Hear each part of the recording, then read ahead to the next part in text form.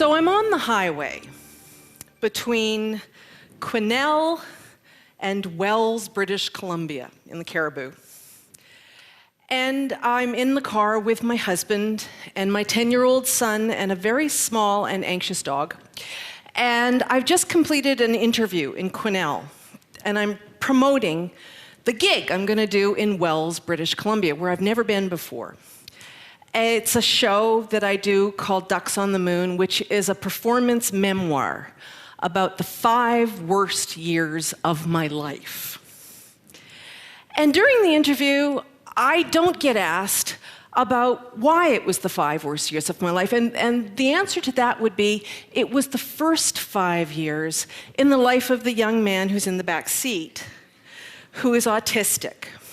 And we didn't know that. And that presented certain challenges to our entire family. But they don't ask me in the interview about autism. They don't ask me in the interview about my life as a playwright or in the theater. They ask me the same question I get asked every time I promote this gig. They say, "Why are you doing this?" And I generally give a fairly lame answer. I say something like, well, I'm a playwright. What else am I going to do with the 5 worst years of my life? And besides, I believe in the power of story, whatever that means. And I'm thinking that the answer is really inadequate as I'm going down this highway to Wells. Because I'm beginning to think of it not so much as a highway as a road into the heart of darkness.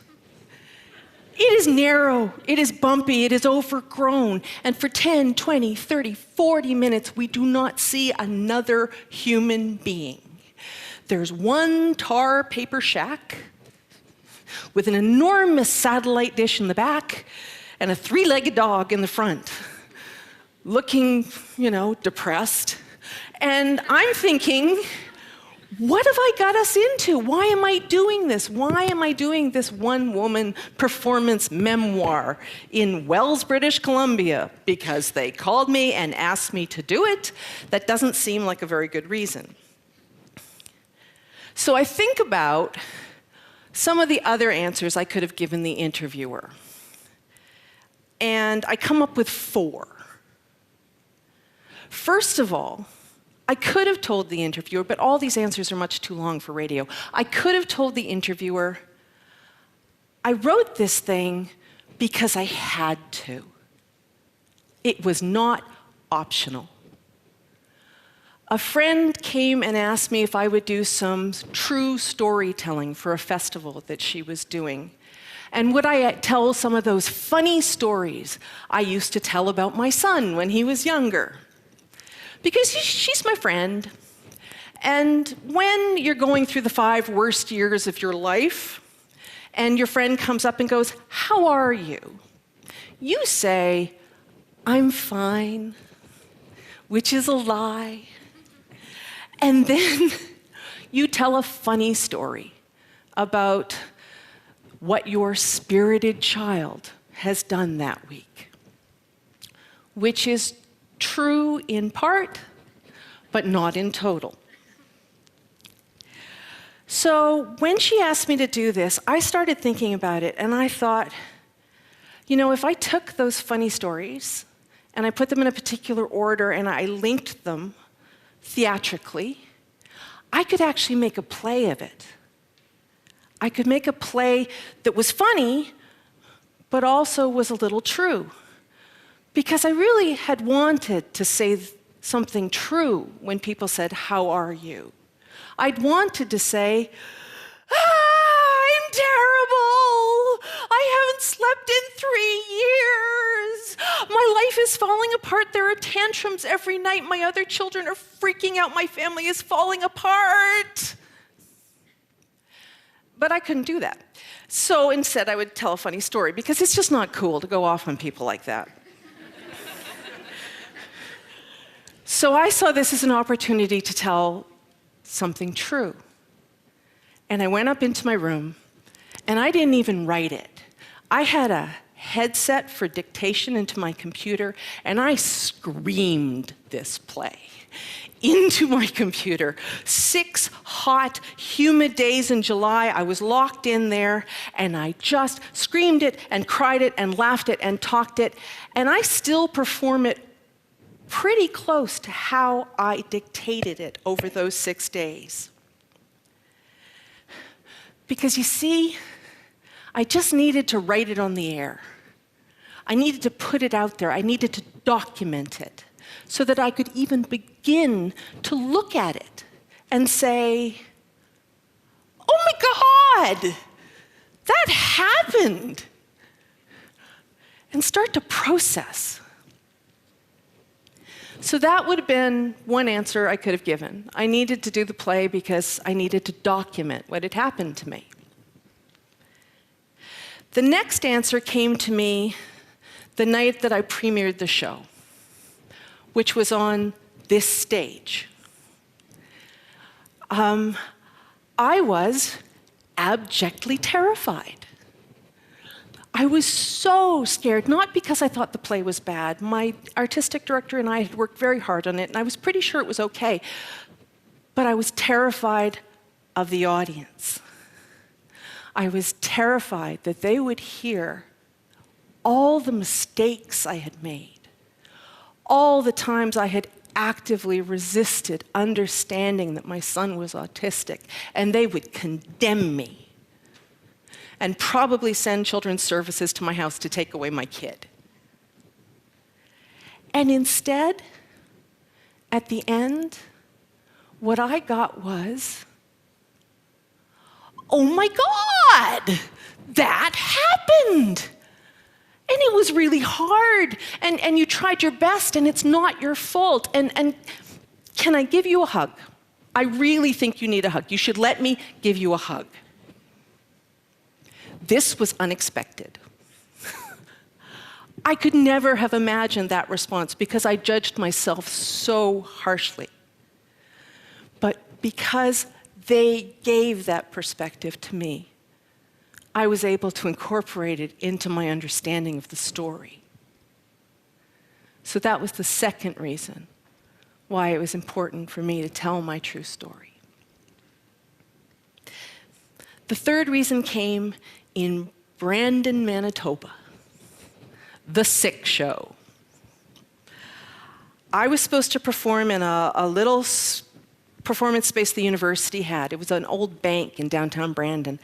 And I was heinously sick. I had bronchitis. I had a raging fever, no voice. I was coughing, and I was going, I've got to do it. I've got to honor my commitment. And besides, there's nothing I can't do for 75 minutes. That's how long the show is. But I'm on the rickety stage in the performance studio, and I'm beginning to wonder if that is true. Because I am soaked to the skin from a downpour that happened just as the show was starting. The audience is all soaked. The room is boiling hot, courtesy of 2 lights, a white one and a red one, beaming down on me, and I'm starting to kind of steam. The audience is starting to kind of steam. And between the fever and the fog, I'm starting to struggle a little bit.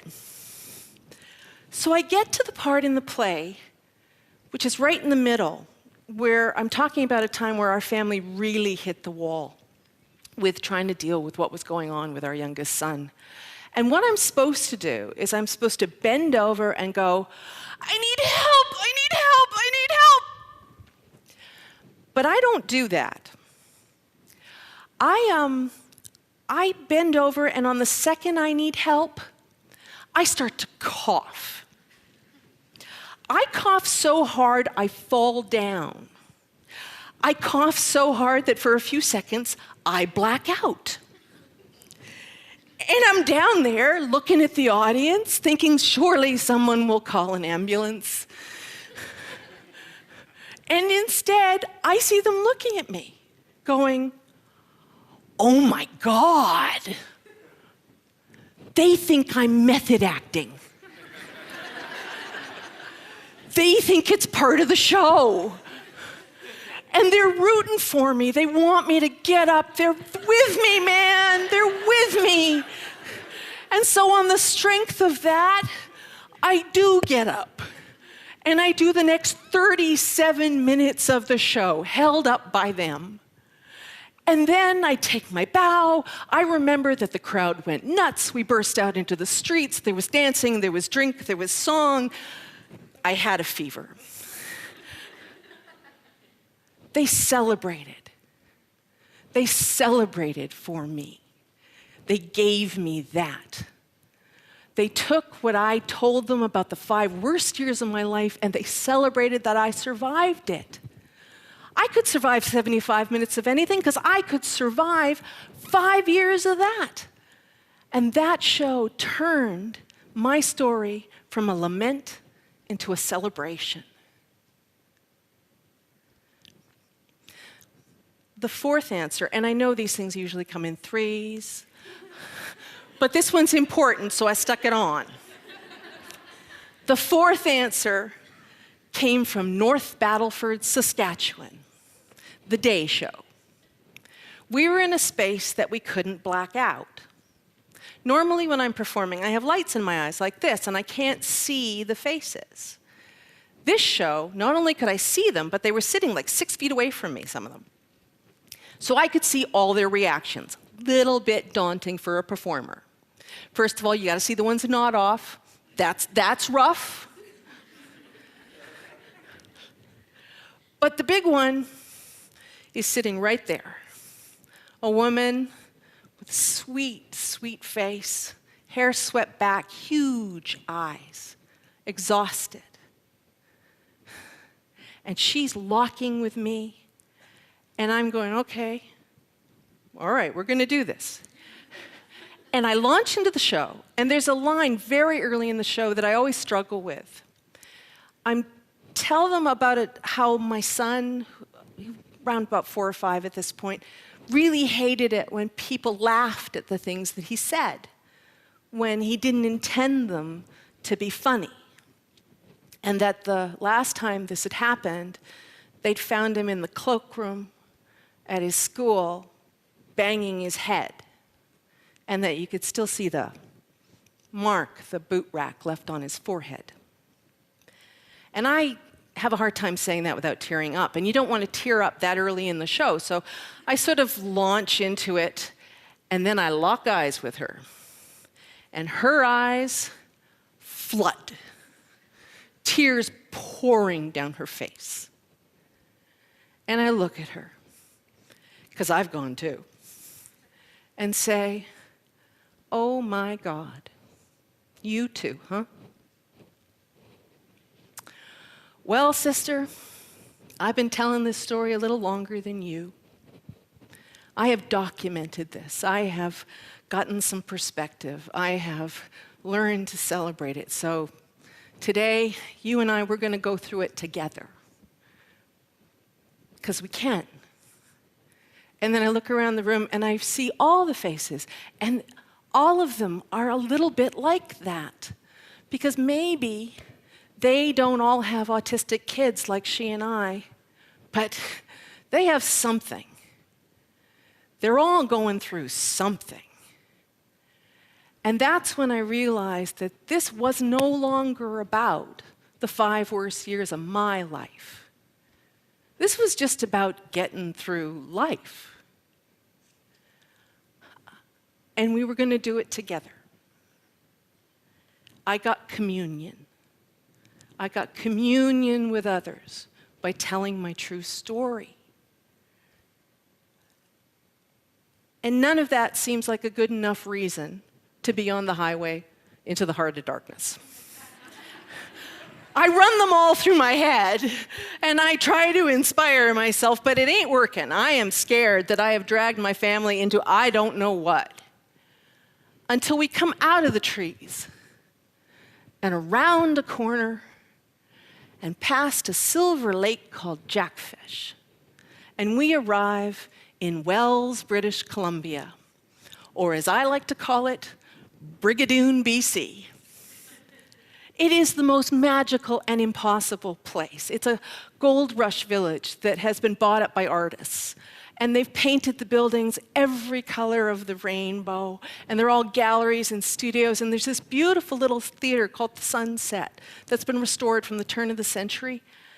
And pretty soon, I'm on the stage of the Sunset Theater doing my show. And during the show, I'm hearing a laugh that's like a couple beats off. And I think, oh, that's an autistic laugh. Because autism, the humor kind of filters in differently sometimes. And I know that there's a guy in the town on the spectrum, and I think it's probably him in the audience laughing. And I continue to blissfully think this until I get ready to take my bow. I say the last line of my show, "Come on, we'll manage." And I bend and look up and see my 10-year-old son charging through the audience and up onto the stage. He'd snuck in. He'd never seen me do the show before. He'd heard it, but he'd never seen me do it. And now he's here to give me notes. He's scolding me. I told you not to call me that name, because I use made-up names for my family when I perform this show to protect their privacy. But he doesn't care for this, because his name is his name and not another name, and I am to correct it now.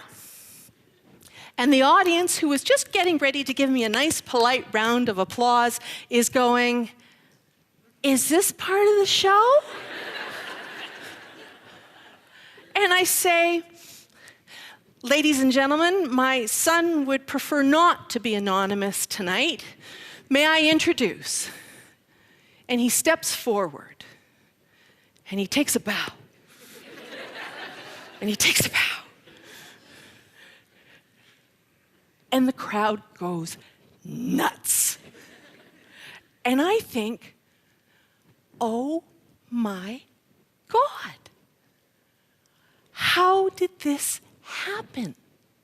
How did I get to this magical, improbable place from where we were? How did I get to the place where this beautiful boy is taking a bow for a show about how he almost broke our family?